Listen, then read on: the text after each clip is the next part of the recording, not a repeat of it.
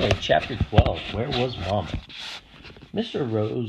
Rosen tripped on the loose step outside the kitchen door. His wife grasped his arm, and he regained his balance. "It's very dark," Mama whispered as they stood in the yard with their blankets and bundles of food gathered in their arms. "And we can't use any of light. I'll go first. I know the way very well, and you follow me. Try not to stumble over the tree roots in the path. Feel carefully with your feet. The path is uneven. And be very quiet. Very, very quiet," she added, unnecessarily. The night was quiet, too. A slight breeze moved in the tops of the trees, and from across the meadow came the sound of the sea's movement, which was a constant sound here and had always been. But no birds called or cried here now in the night. The cow slept silently in the barn, the kitten upstairs in Kirsty's arms. There were stars here and there, dotting the sky among the thin clouds, but no moon. Anne-Marie shivered, standing at the foot of the steps. "Come," Mama murmured, and she moved away from the house.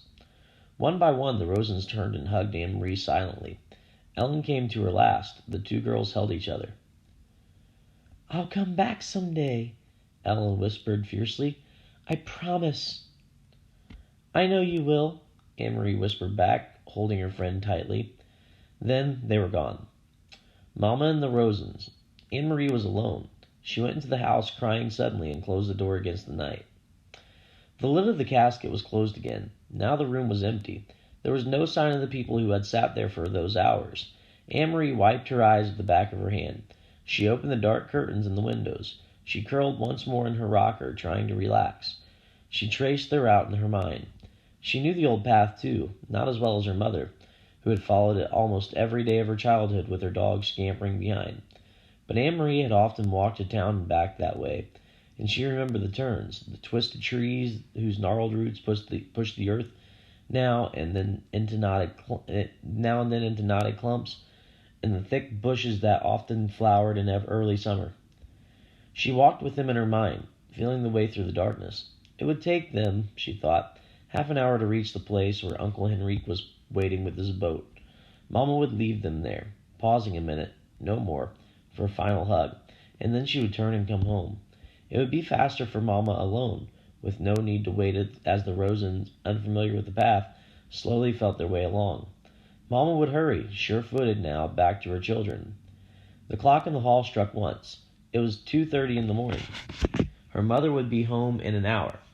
Anne-Marie decided. She rocked gently back and forth in the old chair. Mama would be home by 3:30. She thought of Papa back in Copenhagen alone. He would be awake, too. He would be wishing he could have come, but knowing, too, that he must come and go as always, to the corner store for the newspaper, to his office when morning came. Now he would be afraid for them, and watching the clock, waiting for word that the Rosens were safe, that Mama and the girls were here at the farm, starting a new day with the sun shining through the kitchen window and cream on their oatmeal. It was harder for the ones who were waiting, Anne-Marie knew. Less danger, perhaps, but more fear. She yawned and her head nodded. She fell asleep, and it was a sleep as thin as the night clouds, dotted with dreams that came and went like the stars. Light woke her, but it was not really morning, not yet.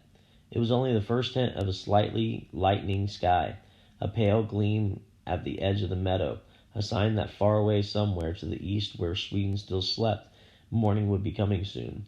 Dawn would creep across the Swedish farmland and coast. Then it would wash little Denmark with light and move across the North Sea to wake Norway. Anne-Marie blinked in confusion, sitting up, remembering after a moment where she was and why. But it was not right. The pale light at the horizon. It should be dark still. It should still be night. She stood stiffly, stretching her legs, and went to the hall to look at the old clock. It was past 4 o'clock. Where was Mama? Perhaps she had come home, not wanting to wake Anne-Marie, and had gone to bed herself. Surely that was it. Mama must have been exhausted.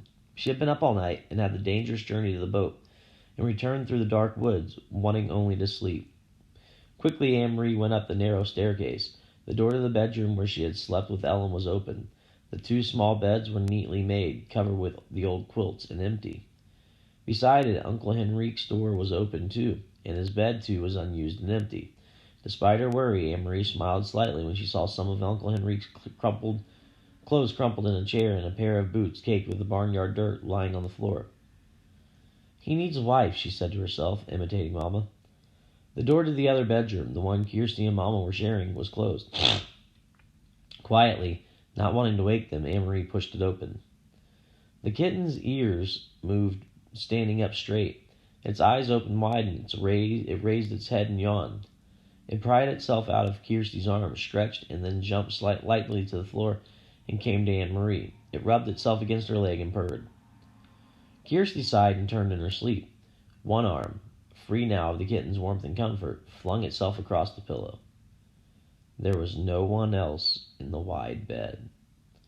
Anne-Marie moved quickly to the window, which overlooked the clearing that led to the path's entrance. The light outside was still very dim, and she peered through the dimness, trying to see, looking for the opening in the trees where the path began. After a second, she saw a shape there, something unfamiliar, something that had not been there the day before. A dark shape, no more than a blurred heap at the beginning of the path. Anne-Marie squinted, forcing her eyes to understand, needing to understand, not wanting to understand. The shape moved, and she knew it was her mother lying on the earth. Chapter 13. Run as fast as you can. Still moving quietly as to not wake her sister, Anne-Marie sped down the stairs and through the kitchen door. Her foot caught the loose step, and she faltered for a moment, righting herself, then dashed across the ground to the place where her mother lay. "Mama!" she called desperately. "Mama!" "Shh," Mama said, raising her head. "I'm all right." "But Mama," Anne-Marie asked, kneeling beside her, "what's wrong? What happened?" Her mother pulled herself to a sitting position. She winced in pain. "I'm all right, really. Don't worry. And the Rosens are with Henrique. That's the important thing." She smiled a little, though her face was drawn with pain and she bit her lip, the smile fading.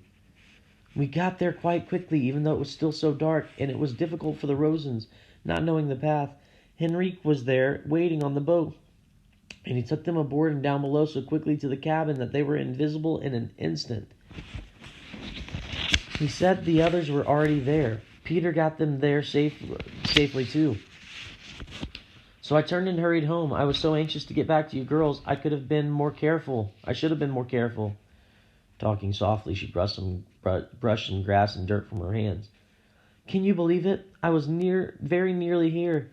Well, maybe just halfway, when I tripped over a root and went sprawling." Mama sighed. "So clumsy," she said, as if she were scolding herself. "I'm afraid my ankle is broken." "Anne-Marie, thank goodness it is nothing worse. An ankle mends, and I am home, and the Rosens are with Henrique." "You should have seen me, Anne-Marie," she said, shaking her head with a wry look. "Your proper Mama, crawling inch by inch. I probably looked like a drunkard." She reached for Anne-Marie's arm.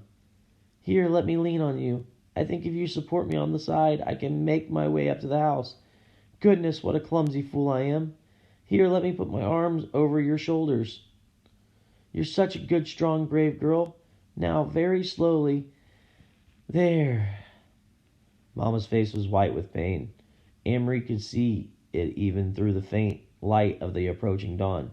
She hobbled, leaning heavily on her daughter, pausing again and again toward the house. "When we get inside, I'll have a cup of tea, and then we'll call the doctor. I'll tell him that I fell on the stairs. You'll have to help me wash away the grass and twigs. Here, Anne-Marie, let me rest for a minute." They had reached the house, and Mama sank down to the steps and sat. She took several deep breaths. Anne-Marie sat beside her and held her hand. "Mama, I was so worried when you didn't come back." Mama nodded. "I knew you would be. I thought of you, worrying as I dragged myself along. But here I am, safe with you now. Everything is fine. What time is it?" "It must be 4:30 or close to it." "They will sail soon." Mama turned her head and gazed across the meadow to the sea and the vast sky above it. There were no stars now, only the gray, pale sky with pinkness at its border. "Soon they will be safe, too."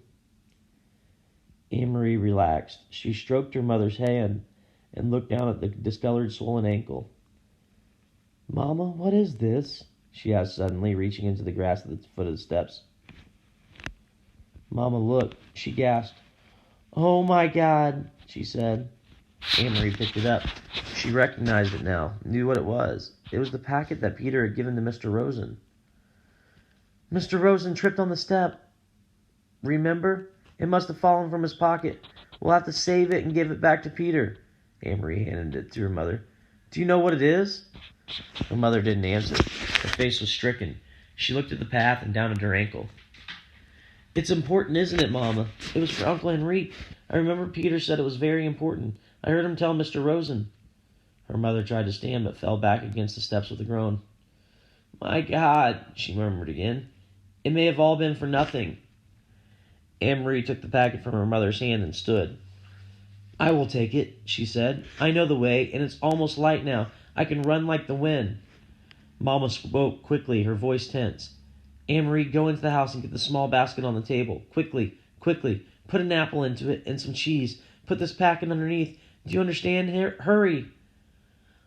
Anne-Marie did instantly as she was told. The packet at the bottom. She covered it with a napkin, then some wrapped cheese, an apple. She glanced around the kitchen, saw some bread, and added that. The little basket was full. She took it to where her mother was. "You must run to the boat. If anyone should stop you—" "Who would stop me?" "Anne-Marie, you understand how dangerous this is. If any soldiers see you, if they stop you, you must pretend to be nothing more than a little girl, a silly, empty-headed little girl taking lunch to a fisherman, a foolish uncle who forgot his bread and cheese." "Mama, what is in the bottom?" But her mother still didn't answer the question. "Go," she said firmly. "Go right now and run as fast as you can." Anne-Marie kissed her mother quickly, grabbed the basket from her mother's lap,